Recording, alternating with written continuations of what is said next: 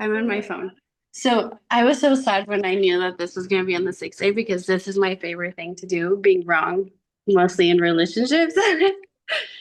So, um, it's funny because so I guess the thing that I'm trying to get curious about is, and it might literally just be choice, but what it looks like to just give that part of where I trust more that something is wrong rather than trusting that everything is okay. Well, I love that you said, can you mute while I'm talking? Because Yes. we love to hear the 6 day, but um you said the word curious. And so I'd love to kind of take you off track for a second. Like, what is curiosity as a tool for you? It's not really actually. Okay. It's well, I to me getting curious is getting into how like getting curious about my wrongness rather than getting curious about what's happening, like the other side of it. Yeah. And it's so fucking subtle, you guys, because it's like curious, you can get into curious on how to fix something, but you've already judged it as wrong. That's why you have to get curious on how to fix it. Okay.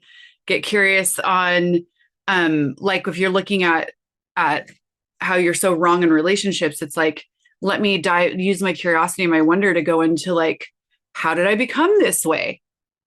Gary like kind of smacked a few people in the 6 day, which I was like, oh, thank God, because everybody goes up and has a story about how and why they are the way they are and want to use their time getting facilitated to unpack that story that if you just choose, it doesn't have to limit you anymore. Okay. So how many of us are maintaining victim stories in relationship of why you are the way you are and who made you this way that keep you from ever being free to create what is possible in relationship? Everything that is times a godzillion, we destroy and uncreate it. Right, wrong, good, bad, pod, poc, all 100, shorts, boys, povads, bases, creations, and beyonds. So if you could never be wrong again in relationship, for if that was like, I took it off the table, you're never wrong again, would you even be able to have a relationship? So how many of us are choosing relationships to maintain wrongness? I'm gonna say that one again. How many of us are choosing relationships, the types of relationships that you're choosing are to justify and confirm and maintain how wrong you are? Okay, so and what does that look like, Sarah? Great question. I'm going to answer it. So you'll go out and you'll find a person that will let like a friendship, or you'll take a job that is absolutely going to judge you and make you wrong all the time. Okay. And then, or juxtapose, you'll find someone who doesn't judge you and actually wants you to succeed and be all of you. And then you'll take on the job of judging you because they're not doing it well enough.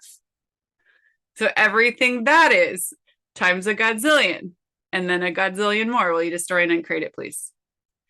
Right and wrong, good and bad, pot and pock, all 100, shorts, boys, povads, bases, creations, and beyonds. Is there anybody on here who has it in their world that wrongness is just a part of life?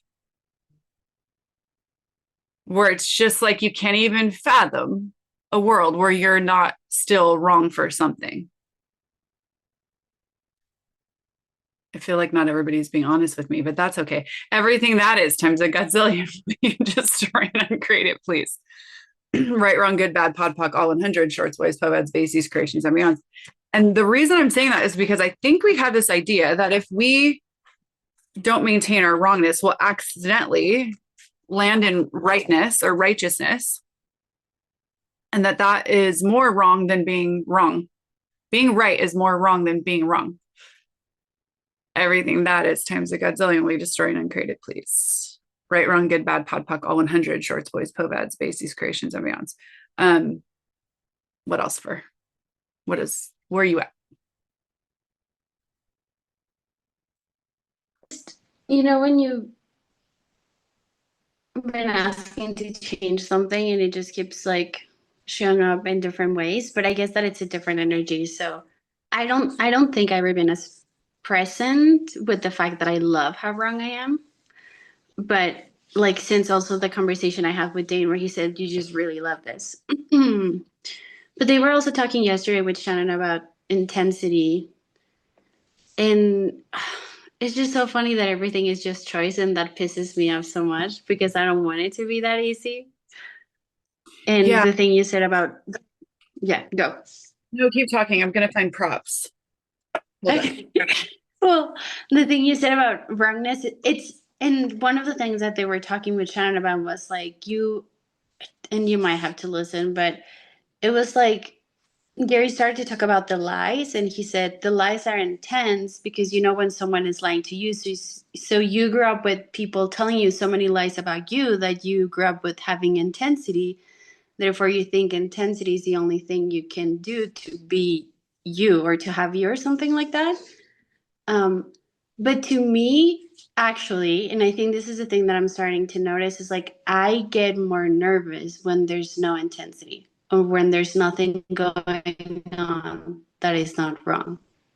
It's like, no, I don't, I call it nervous, but it's almost like I don't know if I get more fanatic, but it's more like I have to look for something to not be where I know that Gary and Dane are most of the time, you know? So, yeah. Well, living with that intensity can be quite uncomfortable because whether it's an intensity of a deadline, an intensity of a conversation that happened 3 weeks ago, the intensity of your body, like whatever it is, if you're just there, just being, it's actually the most intense, but because it's so intense, you can't perceive it. So your being is the most intense.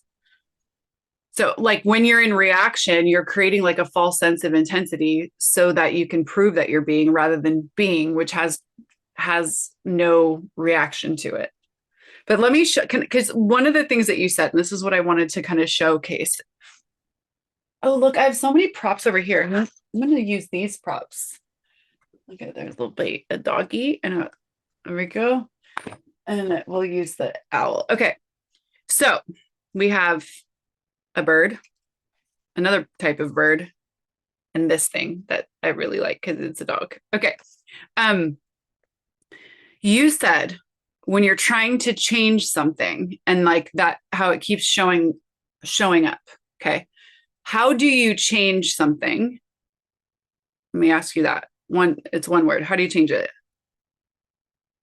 You said Choice. it. Okay. Right? Okay. So when you encounter, so if you're walking around, you're like, I want to change my wrongness, and the birdie pops up and you go, oh no, I'm not gold like the bird.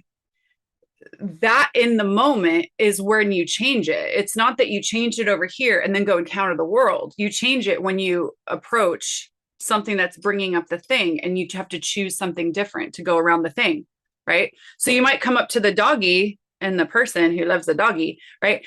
And you approach that and not so much wrongness shows up. So you're like, oh, okay, I must be right now because I didn't have wrongness about this. There's your danger zone, right? So then you're like, oh, I don't have that wrongness thing anymore. I'm gonna play with my doggy. Right? Okay, so but then the bird comes back and you're like, right? But what you have to do is approach the bird with the same awareness as you had with the dog.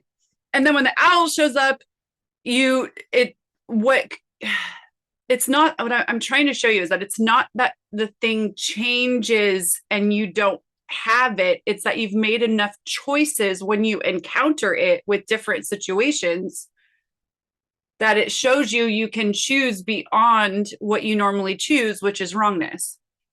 But I think what we have in our head somewhere is that wrongness just is who we are, and we just carry it like a backpack and we just walk through the world like Dora the Explorer of wrongness, and you're approaching every situation with your wrongness because you haven't changed your wrongness.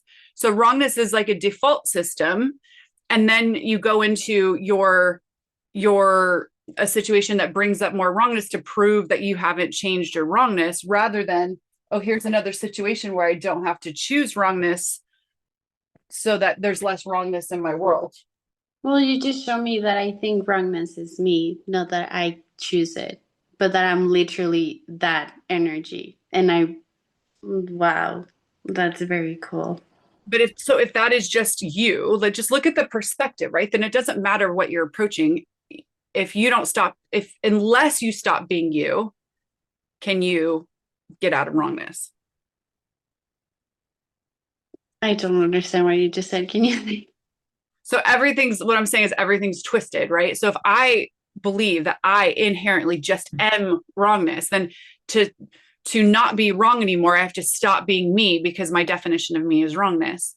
Wow. And then when you go to a class called being you and you're like, but being me is wrong, then you're constantly using the tools to avoid ever being you. And when you're being you is when you're not wrong. That is crazy and so light. Yeah. So it's like we have to like take a few steps back and get to the place where you are in actual curiosity about who you are as a being that doesn't.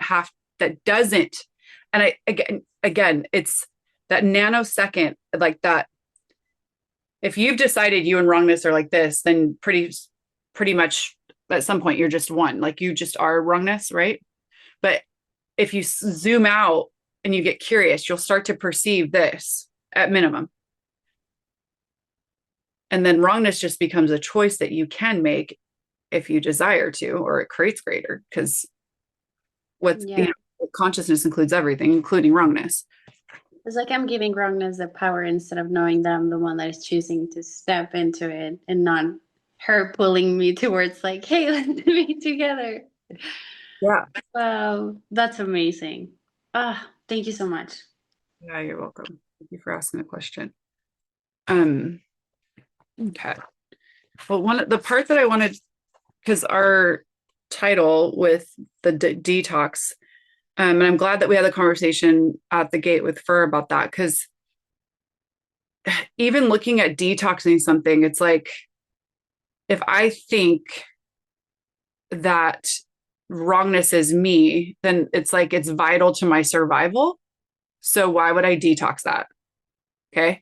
So I'm going to ask you to just zoom out a bit to where wrongness was something that, you could have picked it up in the womb, guys. Like if your mom just walked around being fucking wrong all the time, okay? And that's just an energy that was always around you. Like it just seems so inherent. It seems so biological, even, right? So then you go to approach relationships of any kind and you're just bringing that energy in. But what I want you to also become aware of is if you're constantly feeling wrong in relationships, you're also choosing relationships that are going to highlight that for you to either choose something different or to maintain. Okay.